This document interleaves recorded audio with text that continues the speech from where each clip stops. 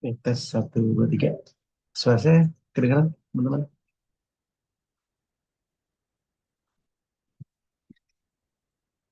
Dengan Pak. Kedengaran Pak. Kan ya. Oke, kita mulai aja deh. Kalau gitu ya.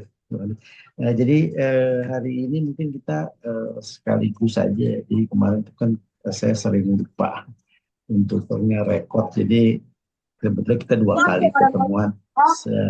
Jadi saya kemarin sudah tanya gimana kalau saya bikin satu pertemuan aja. Jadi kita satu pertemuan aja, cuma nanti waktunya kita panjangin sedikit supaya ini tadi apa terpenuhi. Jadi nanti ya jam kedua kita nggak perlu ngejam lagi ya, gitu ya teman-teman ya, supaya enak. Jadi nggak perlu dua kali, kita sekali aja. Teman waktunya agak kita panjangin. Itu ya, teman-teman ya. Ya.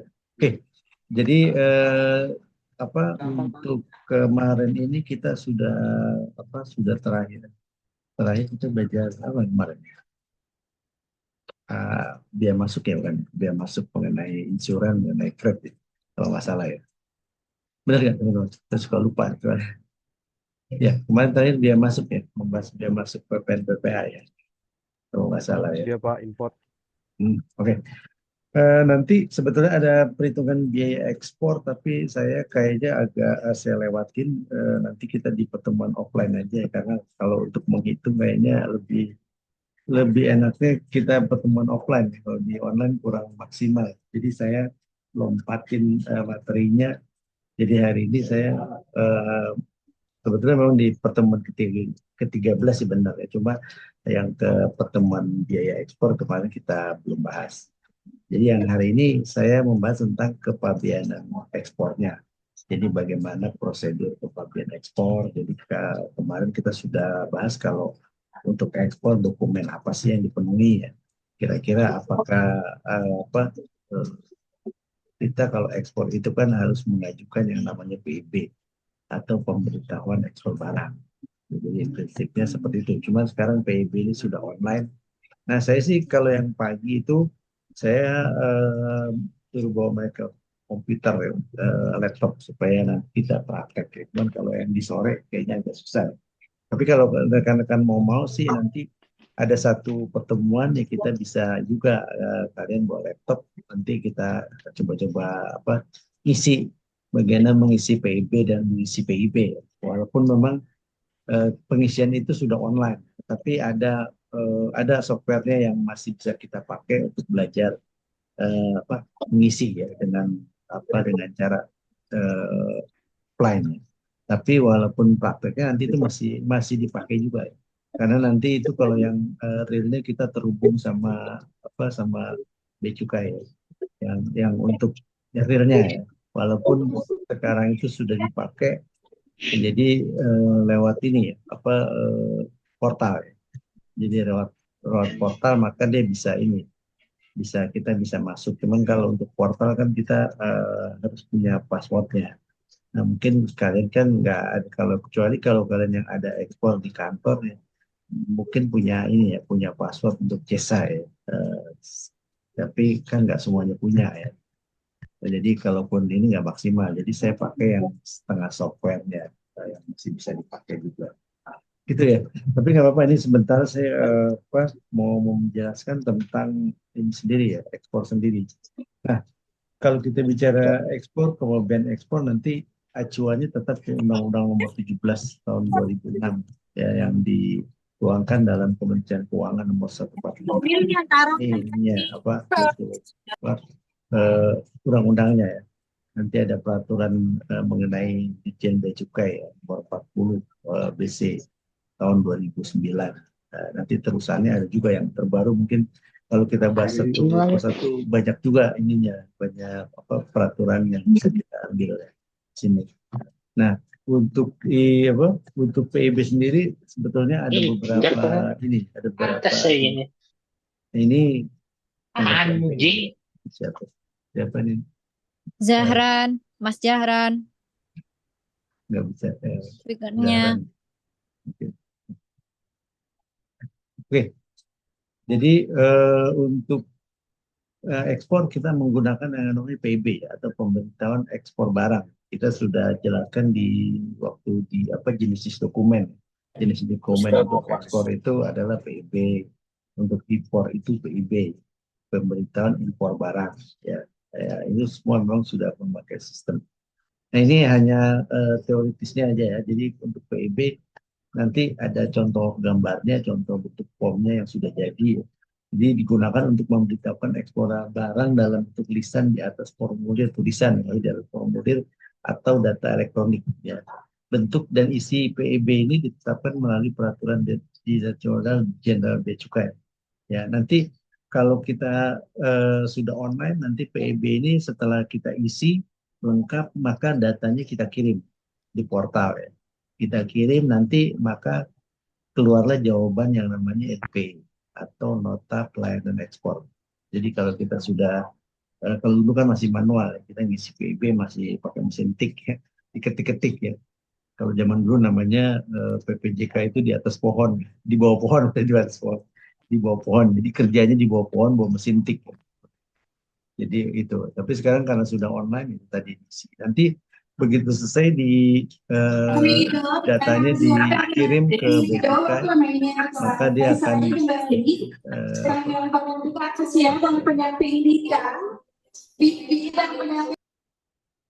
jadi setelah itu akan terjawab dengan NPE. Ya. Nah ini sedikit mengenai tekniknya, ya. Teknik untuk prosedur ekspor barang Bea Cukai dengan PDE atau pertukaran data elektronik. Jadi nanti awalnya eksportir nanti kan mengajukan ini ya, mengajukan PEB modulnya nanti dari modul itu nanti masuklah ke sistem EDI. Sistem EDI nanti disaring lagi di NSW ya, Indonesian Single Windows ya. Nanti setelah itu di NSW maka akan terbaca apakah barang ini nanti kena lartas atau tidak ya, atau barang ini kena izin khusus atau tidak. Nanti lembaga ini nanti kan bersatu dalam aplikasi namanya CESA. Kalau di Bea Cukai itu namanya CESA ya, aplikasinya. Nanti setelah itu diperiksa apakah ada lartas atau tidak. Nah kalau ekspornya yang kena pajak ekspor atau kena biaya keluar, maka dia harus bayar dulu ke bank. Nanti bank itu juga sudah ngelink ke aplikasi jasa. Jadi begitu kalian bayar lewat bank, maka nanti bank akan mengeluarkan nota pelunasan yang dimasukkan dalam aplikasi jasa. Jadi pada saat kita masukkan data, maka di Bea Cukai sudah kelihatan, oh ini pajak ekspornya sudah sudah dibayar, ya. Maka prosesnya tadi di analyzing point. Di analyzing point ini nanti dicek lagi apakah barang kita kena rafras atau tidak, atau nanti kena penjaluran atau tidak. Kalau nanti dia tidak kena penjaluran atau kena jalur hijau, maka langsung keluar NPE atau nota tadi, nota pelayanan ekspornya ya. Jadi dia langsung dikeluarkan NPE. Tapi kalau dia kena jalur merah, maka dia akan diperiksa fisik. Ya, ada pemeriksaan fisik, ada pemeriksaan dokumen dulu ya. Misalkan nanti kita lihat ya, yang kena jalur merah apa aja ya. Jadi nanti dia keluarnya adalah PPB, jadi bukan NPE. Jadi kalau kita lancar maka keluarnya NPE. Tapi kalau kita perlu pemeriksaan maka keluarnya PPB. PPB itu pemberitahuan pemeriksaan barang. Ya, maka dikembalikan lagi ke eksportir. Dia harus ada diperiksa fisik, periksa dokumen. Setelah diperiksa fisik dokumen, maka dibuatlah yang namanya LHP atau laporan hasil pemeriksaan. Di Bea Cukai setelah periksa, dia akan membuat suatu laporan namanya LHP. Jadi nanti laporan hasil pemeriksaan itu dimasukkan lagi ke sistem bahwa kita sudah diperiksa, maka di NPE-nya nanti kita buat manual biasanya. Nanti setelah itu kalau memang lancar maka tinggallah kita masuk ke dalam get-in sampailah kita di PRIO ya. Jadi itu sistem yang secara umumnya seperti itu ya. Ininya. Kira-kira ada yang mau tanya, teman-teman? Ada yang mau tanya? Kalau nggak ada yang mau tanya, saya lanjutkan ya. Intinya seperti itulah kalau di kepabeanan ya. Jadi kalau di Cukai itu sistemnya seperti itu ya. Untuk ininya, untuk pemeriksaan dokumennya. Kalau impor kemarin sama, impor juga nanti kena jalur merah, kena jalur kuning ya, kemarin ya. Ada beberapa. Ini kepanjangannya. Jadi singkatan di atas itu nanti ini saya jelaskan. Kayak OGA, Other Government Agency, NSW, Indonesia National Single Windows. MPN itu modul penerimaan negara. Ada NTPN, jadi nomor transaksi penerimaan. Jadi setelah kita bayar ke bank, maka bank akan mengeluarkan nota transaksi penerimaan negara. Nah, kalau kita misalkan PEB kita ada yang salah mengisinya ya, maka tidak keluar ini ya NP, maka keluarnya nota penolakan ya, nota pemberitahuan penolakan ya. Kalau kita diperiksa maka keluarnya PPB, pemberitahuan pemeriksaan barang. Tapi kalau lancar maka keluarnya NPI, nota pelayanan ekspor ya. Ini singkatan JESA ya, JESA Custom Exercise Information System and Automation. Jadi sekarang software PEB-nya dicantolkan di sistemnya Bea Cukai ya. Nah, PDE ini pertukaran data elektronik. Jadi ada juga sebagian yang pakai software. Ini ya. Ada sebagian sudah pakai JESA, tapi itu prinsipnya sama juga. Nah, ini pemberitahuan ekspor barang kita dulu ada beberapa tipe ya. Jadi dulu PDE ini tadi dengan ED Indonesia. Dulu pertama kali dengan formulir ya. Jadi kalau dengan formulir ini nomor PEB-nya ini masih dalam bentuk formulir yang saya bilang tadi. Itu mungkin zaman tahun berapa ya? Tahun 2000-an masih pakai formulir. Jadi kita ngetik-ngetik di formulir PEB, ya, itu baru di stempel ya. Tapi setelah itu berubah setengah ini setengah sistem. Jadi sudah mulai pakai flash disk. Jadi kita masukkan ke laptop, datanya disimpan dalam flash disk. Nanti flash disknya kita bawa ke Bea Cukai, nanti Bea Cukai ngecek. Wah ini kalau oke maka disetujui. Nah yang terakhir ini PDE, ya, sudah mulai memakai modul internet ya. Jadi kita punya data tinggal langsung kirim terhubung ke server Bea Cukai masing-masing gitu ya. Nah, ini tadi ada beberapa barang yang terkena pemeriksaan fisik barang. Pemeriksaan fisik barang ini umumnya adalah barang ekspor yang terkena pajak ekspor. Jadi kalau kita ekspor barang terkena pajak ekspor, maka pasti harus diperiksa fisik. Barang ekspor yang terkena pajak ekspor apa aja pajak ya? Ada pertambangan, ada kehutanan, ada perikanan, ada perkebunan, ada juga industri. Kalau industri itu biasanya umumnya ya ciri untuk barang yang terkena pajak ekspor itu biasanya barang yang masih setengah jadi ya atau bahan mentah. Tapi kalau bahan mentah kan sekarang pemerintah sudah melarang ya. Seperti kalau kayu gelondongan itu kan kita sudah tidak boleh lagi. Jadi kita kalau ekspor misalkan kita ekspor kayu gelondongan itu kayu yang masih bulat, kayu yang masih bulat kita ekspor itu sudah tidak boleh. Karena apa? Kalau kita ekspor dengan kayu gelondongan, mungkin seperti nilai jualnya nggak ada ya. Jadi kalau lebih baik sudah jadi. Atau misalkan kalau saya, misalkan kita ekspor kayu gelondongan itu misalkan harganya 1 juta, misalkan aja. Misalkan harganya 1 juta kalau kita ekspor kayu gelondongan. Tapi kalau kayu itu kita sudah jadikan furniture, sudah jadikan aksesoris, mungkin harganya bisa ratusan juta. Beda kan? Beda harganya. Jadi makanya kita nggak ada kreativitas itu. Maka di situ jangan ekspor dengan dalam bentuk gelondongan, tapi yang sudah jadi, yang sudah setengah jadi. Nah itu, jadi kalau yang masih mentah itu kayak mineral, batu bara, yaitu pasti kena pajak ekspor. Kalau manufaktur itu seperti komponen-komponen. Ya. Jadi komponen-komponen kalau diekspor dalam jumlah besar itu kena pajak ekspor. Jadi kalau komponen itu kan lebih baik kita bikin, misalkan kita komponen televisi, ya. Lebih baik kita bikin televisinya kan daripada komponennya kita ekspor. Gitu. Lebih baik kita satukan jadi televisi itu lebih berguna. Itu ya. Jadi tujuannya juga kadang pajak ekspor juga dikenakan karena barang tersebut memang nilai jualnya tinggi, dibutuhkan di dalam negeri. Ya contoh mungkin seperti air mineral diekspor, bahan-bahan mineral diekspor, sedangkan di dalam negeri butuh.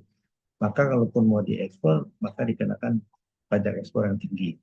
Nah, selain itu juga untuk mengontrol supaya pemakaiannya tidak berlebih. Jadi konsumsi dalam negeri tetap tercover. Gitu. Ini barang pemeriksaan fisik. Yang kedua, barang ekspor yang diimpor kembali, ya, barang ekspor tapi diimpor kembali. Mungkin ada yang tahu, teman-teman? Ada yang tahu apa contohnya? Barang ekspor yang diimpor kembali. Saya kirim barang ke luar negeri untuk diekspor, tapi barang itu kembali lagi. Ada yang tahu apa itu contohnya? Sepatu. Sepatu diapain? Nggak tahu Pak diapain. Sepatu di ini. Eh, mau di mau diapain sepatunya kok balik lagi? Ya, kalau dibawa pergi balik lagi, kita jalan-jalan ke luar negeri sepatu balik lagi. Tuh. Jadi kalau barang yang ada yang tahu, mungkin ada yang tahu yang lain? Mungkin Nikel Pak. nikel diapain? Maksud diekspor kok diimpor lagi? Mau Tadi kata diapain? Bapak ekspor Hmm, apa diimpor dulu sih? diekspor dulu. Ini kan kita bicara Diekspor ekspor. dulu. Jadi barang itu diekspor, tapi nanti harus kembali lagi. Nah iya kayak nikel nih Hmm. diekspor kan ke luar negeri dijadiin baterai gitu. Terus nanti masuk lagi ke sini impor ke Baliknya, negara. baliknya, baliknya beda dong. Barang sampel, Pak. Hah? Sampel, sampel. Iya, barang sampel atau pameran. Ah, bukan sampel ya. Pameran. Kalau sampel beda lagi. Kalau sampel sampel. Kalau pameran pameran. Kalau sampel kan kita misalkan ada pembeli minta, tolong dong saya minta sampel. Kan nggak mungkin kita balikin lagi sampelnya, ya kan? Ya, Nanti kan barangnya harus dikirim itu balik lagi itu juga gitu Pak. iya, itu juga. Nah, jadi barang ekspor diimpor kembali itu contohnya misalkan apa saya mau pameran di luar negeri, ya, bawa barangnya nih untuk ditampilkan di sana untuk prototype, ya, untuk contoh, tapi contohnya bukan sampel tadi. Kalau sampel kan orang beli minta sampel, ya.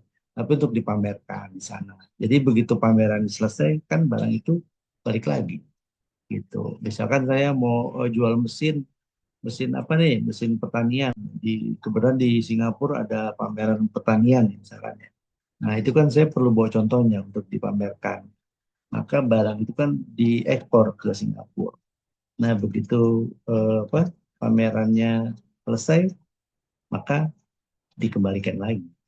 Kan barangnya itu juga, ya, nggak boleh yang lain. Makanya kenapa harus diperiksa? Karena contoh nih saya ekspor ini, saya mau ada pameran mobil di luar negeri. Nah, mobilnya harus saya bawa ke sana untuk sebagai sebagai contoh, ya. Kan harus diperiksa mesinnya. Mesin kalau mobil kan mungkin ada mesinnya, ada nomor mesinnya, nomor rangkanya, itu kan harus diperiksa oleh bea cukai. Supaya nanti pada saat datang mesinnya sama. Kan bisa jadi saya ekspor ke luar negeri, datangnya mesinnya beda, ya. Dan apa mesinnya berbeda. Itu kan nggak boleh. Jadi ditukar mesinnya. Bisa jadi kan gitu, ya. Nah, itu makanya harus diperiksa. Itu ya. Jadi barang ekspor yang diimpor kembali ini ada dua kategori, ya. Dua kategori. Satu untuk impor sementara tadi, kedua untuk direparasi, ya, untuk diperbaiki.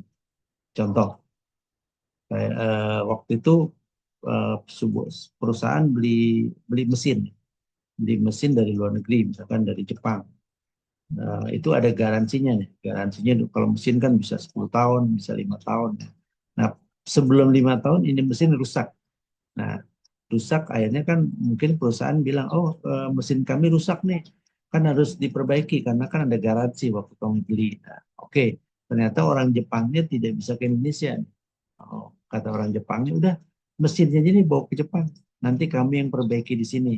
Begitu selesai nanti ki- eh, apa kami pulangin lagi ke Indonesia. Nah, itu namanya ekspor reparasi. Jadi saya kirim barangnya di Jepang, begitu selesai dia reparasi, maka mesinnya yang itu tadi ya balik lagi, nggak boleh mesin yang lain, ya. Kalau mesin yang lain nanti dianggapnya kita beli mesin baru. Jadi balik lagi ke Indonesia dengan mesin yang sama, gitu.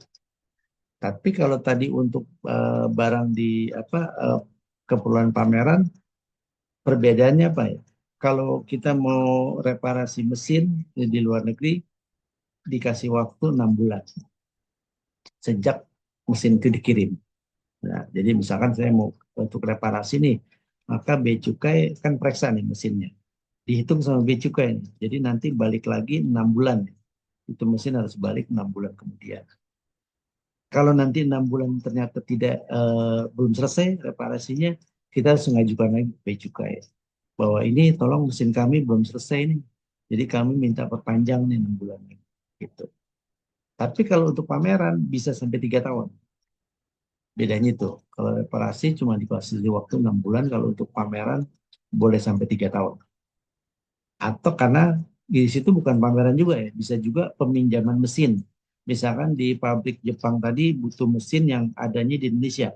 Saya butuh mesin dong, mesin untuk ini pengolah produksi. Nah, boleh nggak saya pinjem? Nanti saya pinjemin ke perusahaan Jepang. Nah, itu kan impor ekspor sementara. Jadi setelah dipinjam dipulangin lagi. Jadi di situ tidak ada jual beli, tidak ada jual beli. Nanti banyak itu kriterianya. Kalau ekspor sementara ya bisa jadi kalau barang keperluan olahraga, keperluan penelitian, untuk keperluan contoh tadi contoh ya. Jadi kalau ada penelitian di luar negeri tapi peralatannya saya bawa sendiri ke luar negeri, maka itu diekspor. Keperluan olahraga, keperluan hiburan, misalkan sirkus mau tampil di Singapura, maka peralatan sirkusnya dibawa ke Singapura. Begitu selesai dibawa lagi ke Indonesia. Atau keperluan pertunjukan apa nih, konser. Kan kalau band-band kan bawa peralatannya, bawa ini, maka dia diekspor juga. Kan yang namanya ekspor, semua barang yang keluar dari Indonesia itu dibilang ekspor. Walaupun itu bukan jual beli. Beda kalau kita jual beli kan ada pembayaran di situ. Ya, kalau ini kan kita tidak ada pembayaran. Tapi barang itu dikeluarkan dari wilayah Indonesia, maka dianggap ekspor. Ya. Maka itu kategorinya ekspor yang akan diimpor kembali. Kira-kira begitu ya. Mungkin ada yang mau tanya di sini. Cukup jelas ya. Terus reekspor. Nah, kalau reekspor beda tadi. Kalau kalau tadi kan yang diimpor kembali barangnya di luar negeri nanti balik lagi.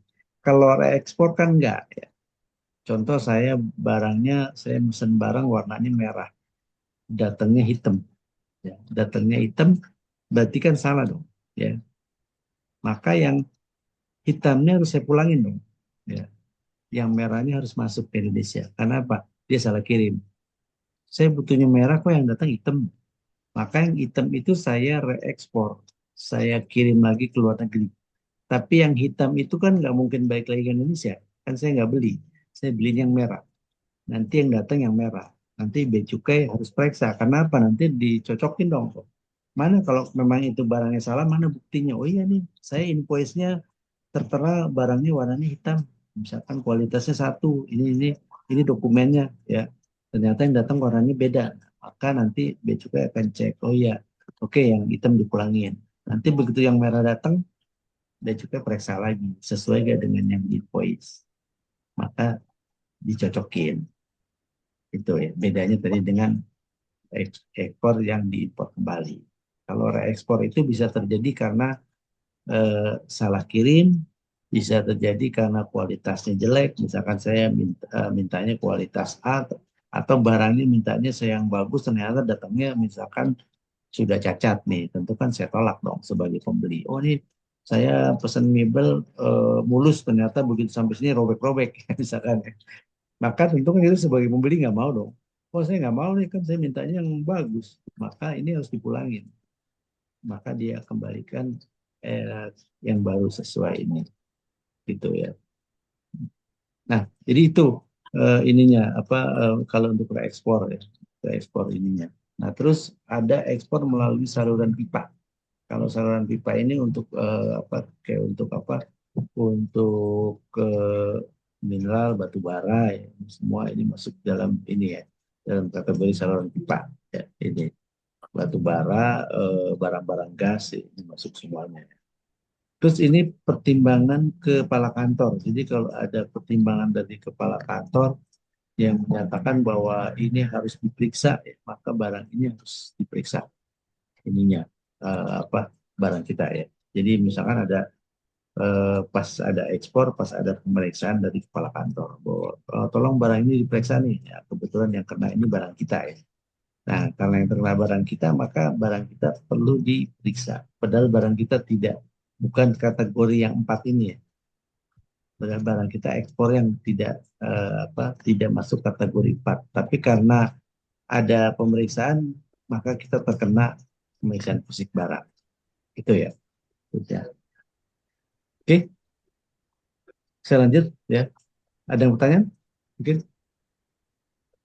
Ini kategori ekspor, jadi ada kategori ekspor kemarin ada TPB, ada KIT, ada khusus ya. Kalau TPB ini tempat penimbunan berikat ya. Tempat penimbunan berikat ini kategori nanti ada banyak ya. Ada dari kawasan berikat, KB, ada gudang berikat, GB, ada TPB, tempat pameran berikat, ada TBB, toko bebas bea, ada TLB, tempat lelang berikat ya. Ada juga masuk dalam kategori kawasan daur ulang berikat ya. KULB. Jadi itu macam-macam dari bentuk TPB ya. Kalau ekspor melalui tempat penimbunan tiket. Kalau ini melalui KITE.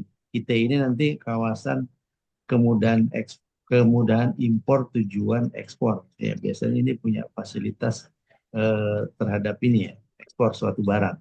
Jadi kalau yang perusahaan yang punya KITE ini mereka masuk dalam fasilitas. Jadi dikasih kemudahan, ya, kemudahan dalam ekspor impornya. Jadi biasanya harus ngurus dulu ya untuk mendapatkan KITE ya. Terus juga ini ekspor khusus. Nah, ekspor khusus ini terdiri dari barang kiriman. Ya, barang kiriman contoh mungkin kalau kita pakai pos ya, maka itu ada barang kiriman. Atau barang pindahan. Barang pindahan kalau misalkan ada orang kerja di Indonesia, terus setelah selesai masa kerjanya maka dia pulang. Maka barang itu dibawa kembali. Nah, itu masuknya barang pindahan. Kalau impor juga ada ya, misalkan TKI Indonesia bekerja di luar negeri, begitu masa kerjanya selesai, maka dia bawa barangnya lagi, ya, bawa barangnya ke Indonesia lagi. Nah, itu makanya namanya barang pindahan.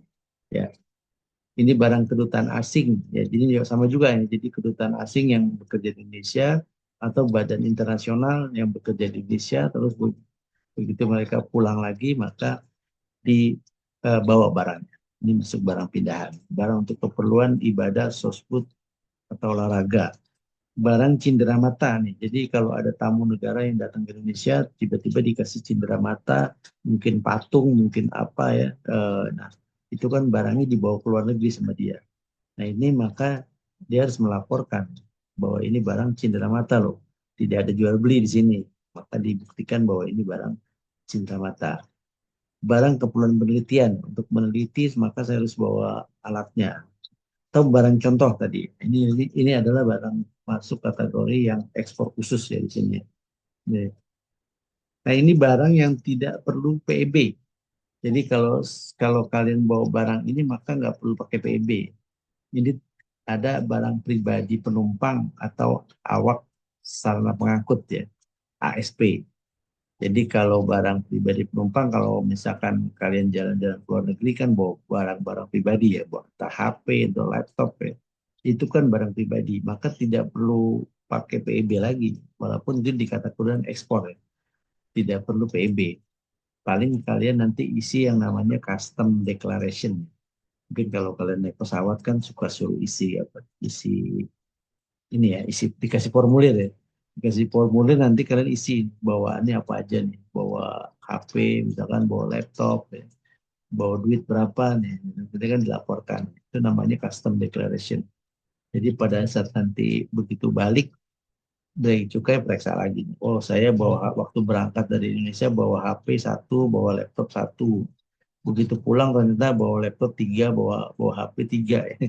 Maka kan bea cukai, wah ini berarti yang kamu waktu berangkat bawa laptop satu nih, kok begitu datang lagi bawa laptop tiga, maka akan dicek oleh bea cukai. Ini beli berarti kan, atau pinjem atau apa nanti tetap dikenakan biaya masuk kalau memang nilainya melebihi eh, $600 atau maksudnya ya, kalau nggak salah $700 atau apa ya. Nah itu melebihi itu maka dikenakan biaya masuk. Ya.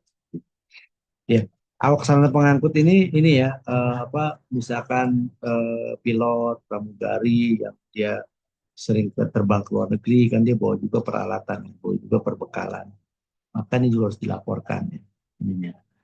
Nah, terus ini termasuk juga barang untuk bekal kapal nih. Jadi kalau kapal mau pergi kan dia bawa bekal, bawa bawa mungkin bawa makanan, bawa peralatan, perbekalan untuk selama di kapal ya. Maka di itu juga harus dilaporkan segala perbekalan. Jadi pada saat pulang pun perbekalannya bisa dilihat lagi. Istilahnya bawa perbekalan satu, tiba-tiba datang tiga ya. Tiba-tiba datang dua. Gitu ya. Terus ini barang pelintas batas atau PLB. Nah, barang pelintas batas ini biasanya kalau kita melintasi perbatasan ya. Perbatasan di Kalimantan, misalkan perbatasan di Papua ya.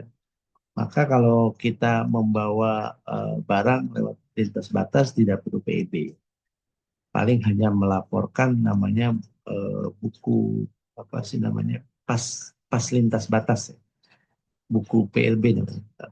Jadi nanti kita isi buku maka kita keluar dari perbatasan. Nanti begitu balik lagi harus melaporkan ininya. Memang ada juga lintas batas, ada juga yang pakai paspor kan. Itu lintas batas yang khusus ya, nanti daerah khusus itu dia kita harus pakai paspor.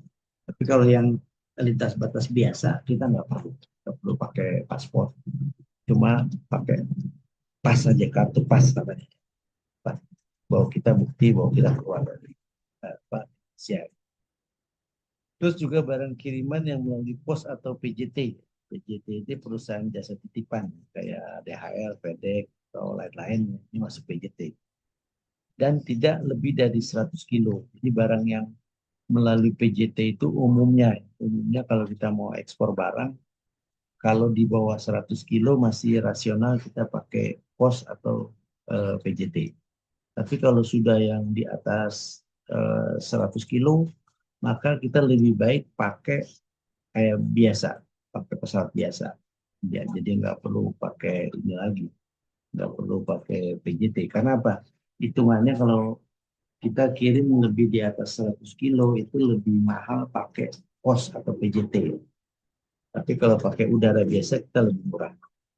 Kayak biasanya orang kalau kirim yang sudah di atas 100 itu lebih murah pakai angkutan udara biasa dibandingkan dengan PJT. Itu ya. Ini jadi barang-barang yang tidak perlu PIB. Jadi kita kalau pakai pos nggak perlu PIB. Kita barang kirim ke luar negeri pakai pos nih. Nanti yang bikin PIB-nya adalah PJT-nya. Jadi kalau saya kirim pakai DHL nih, saya kirim barang pakai DHL. Nanti yang bikin PIB-nya itu DHL. Jadi DHL nanti sebagai konsolidator. Jadi nanti pada saat mau barangnya mau berangkat, maka DHL membuat PIB gabungan. Kan namanya barangnya kecil-kecil ya, barang-barang itu kan barang PJT kan nggak besar-besar ya. Maka dia buatin, maka dibuat apa PIB, tapi PIB-nya nanti terdiri atas semua ya. Ini. Kan nanti rekan-rekan kalau mati, kalau nanti ini mati, kita nanti nyambung lagi sekali lagi ya. Kalau misalkan ini tiba-tiba mati, karena kayaknya saya kok sudah ini ya, sudah kemarin nggak pakai waktu ya, tapi kenapa saya pakai waktu ya? Nanti kalau mati kita ketemu sekali lagi langsung masuk aja ya. Nanti kita nggak ada jeda lagi. Nanti Ya. eh, tidak ada kedua lagi, tapi langsung nanti habis ini. Kalau tiba-tiba mati ya, ini buat jaga-jaga aja ya. Ini ya BC 30, nah, contoh PIB. Jadi contoh PIB formulirnya seperti ini ya, teman-teman. Formulirnya seperti ini. Nah ini nanti